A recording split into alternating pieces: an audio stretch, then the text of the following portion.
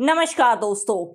मोदी सरकार ने किसानों के साथ जो किया उसके बाद अब लोकसभा चुनाव का प्रचार प्रसार जो लगातार चल रहा है देश के हर क्षेत्र में, आज लोकसभा चुनाव ने जो है तेजी पकड़ी है। उस प्रचार को जो है विरोधक के रूप में एक तरीके से उस प्रचार को रोकने का प्रयास किया है किसानों ने। जी हां, खबर आ रही है हरियाणा पंजाब के किसानों से निकलकर कि बीजेपी के प्रचार में बड़ी बाधा जो है किसानों ने डाली है और उनका बयान है कि अगर उन्होंने यानी कि अगर सत्ताधारी सरकार बीजेपी सरकार ने उन्हें दिल्ली में घुसने नहीं दिया तो अब वो हमारे गांवों में घुसकर दिखाए, अब हम उन्हें अपने गांवों में प्रचार नहीं करने देंगे। ऐसी खबर निकल कर आ रही है। पूरा मामला आखिर क्या है और कहां कहां पर ये विरोध प्रदर्शन किस किस बीजेपी नेता या विधायक या कार्यकर्ता के साथ हुआ, इसी के साथ क्या किसानों की मांगे हैं और उसके साथ ही क्या किसान नेताओं का कहना है,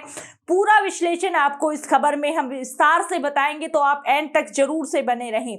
और सबसे पहले तो हम आपको बता दें कि लोकसभा चुनाव से ठीक पहले जो एक गर्माहट है, इस बीच हर जो राजनीतिक दल है वो अपनी लगातार जो है प्रचार प्रसार में जी जान झोंके हुए हैं, क्योंकि पहले चरण के चुनाव काफी नजदीक आ गए हैं।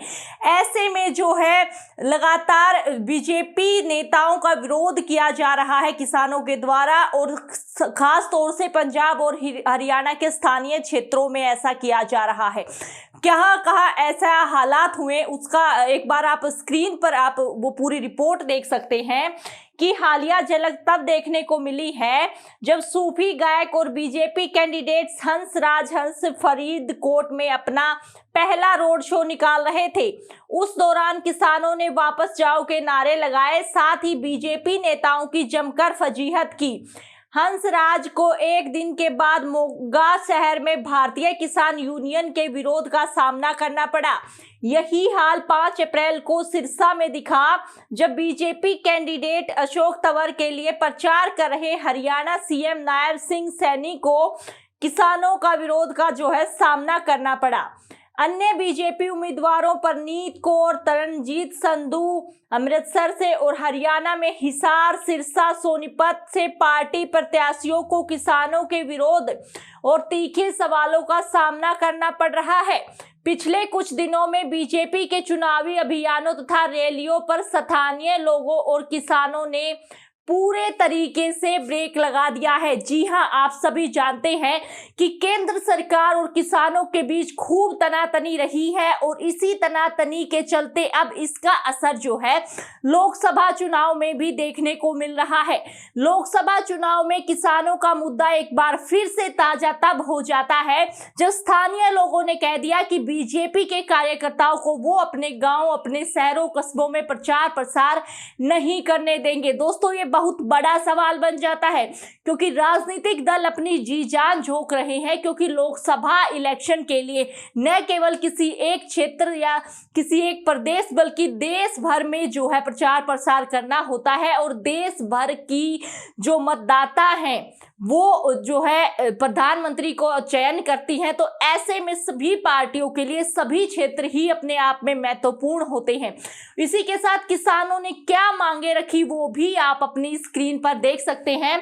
दरअसल किसानों ने बीजेपी कैंडिडेट से क्या सवाल पूछे हैं वो आप देखिए। जब बीजेपी उम्मीदवार प्रचार के लिए गांवों का दौरा कर रहे हैं, उन्हें तीखे सवालों का सामना करना पड़ रहा है। हिसार के समसुख गांव के एक स्थानीय किसान अमित ढाका ने कहा, बीजेपी सरकार खेत और मजदूरों का कर्ज माफ क्यों नहीं किया? केंद्र सरकार एमएसपी पर कानूनी गारंटी कब देगी?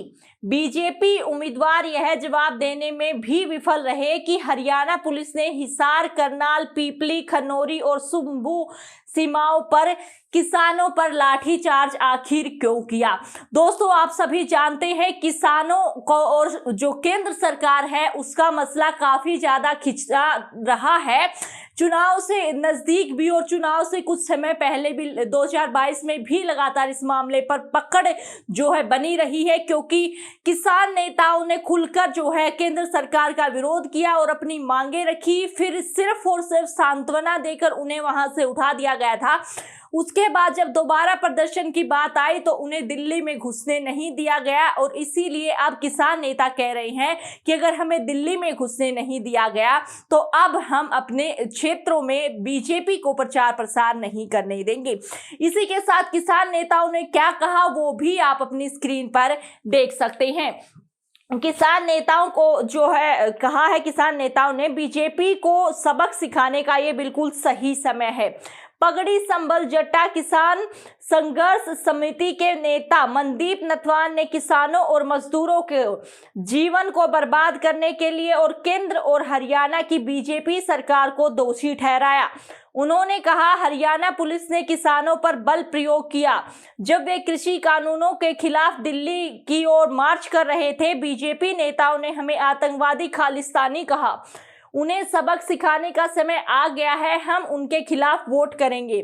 सरकार हमें एमएसपी पर कानूनी गारंटी देने में विफल रही और हरियाणा पुलिस ने पंजाब की सीमाओं के माध्यम से हरियाणा में प्रवेश करने वाले किसानों को तितर बितर करने के लिए गोलियों और ड्रोन का इस्तेमाल किया। पूर्व सीएम खट्टर जो हैं और उनके डिप्टी दुष्यंत चौटाला दोनों विरोध प्रदर्शनों के दौरान अड़े रहे और हमारी बात तक नहीं सुनी। ऐसा किसान नेताओं का कहना है कि हमारी तब कोई बात नहीं सुनी गई। दोस्तों, हम इस खबर को आपके सामने रख रहे हैं। हम किसी प्रकार से जो है किसानों का इस मामले में समर्थन बिल्कुल नहीं कर रहे हैं, क्योंकि राजनीतिक दलों का कार्य है प्रचार प्रसार करना, उसके लिए उनको रोकना नहीं चाहिए। लेकिन अपनी मांगे जो किसान नेताओं ने रखी है और जो किसानों के साथ हुआ है वो ये हकीकत है जिसकी वजह से काफी ज्यादा नाराज हमारे किसान नेता हैं, हमारे देश के किसान हैं, जिस पर अब केंद्र सरकार को जवाब मिलेगा आने वाले लोकसभा इलेक्शन में। क्योंकि ऐसी छवि केंद्र सरकार की किसानों के सामने बनी है जिसका जो है सामना अब उन्हें आने वाले 2024 के लोकसभा चुनाव हैं उनमें करना पड़ेगा। दोस्तों, ठीक लोकसभा चुनाव से पहले ये मुद्दा और एक बार फिर से गर्मा गया है किसानों वाला, क्योंकि किसानों ने कहा कि हमारी तब नहीं सुनी गई, लेकिन अब हमें कौन रोक पाएगा, क्योंकि हम अपनी वोट देने में बिल्कुल स्वतंत्र हैं और हम जो है हमारे साथ जो हुआ उसको मद्देनजर रखते हुए और अपनी मांगों को बिल्कुल जो है अपर पॉइंट पर रखते हुए अपनी वोट देंगे और अपनी पसंदीदा सरकार को लेकर आएंगे। और इसी के साथ अब बीजेपी जो प्रचार प्रसार बीजेपी का हरियाणा पंजाब में चल रहा है, वहां काफी सारी दिक्कतों का सामना जो है वहां के विधायकों नेताओं को करना पड़ रहा है, क्योंकि ऐसा ही या इससे भी ज्यादा बदतर जो है हमारे किसानों ने सहा था।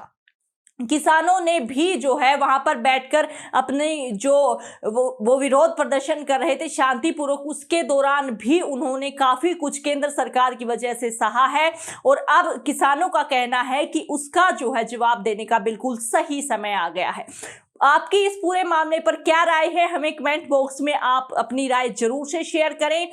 और दोस्तों, आप सभी जानते हैं कि किसी गोदी मीडिया न्यूज चैनल पर ये सच्चाई और ये जमीनी हकीकत के जो मुद्दे हैं वो नहीं दिखाए जाते हैं, इसीलिए हमारी सच्ची और स्वतंत्र पत्रकारिता को सपोर्ट करें, चैनल को सब्सक्राइब करें। फिर मिलते हैं, तब तक के लिए आप सभी को जय हिंद, जय भारत।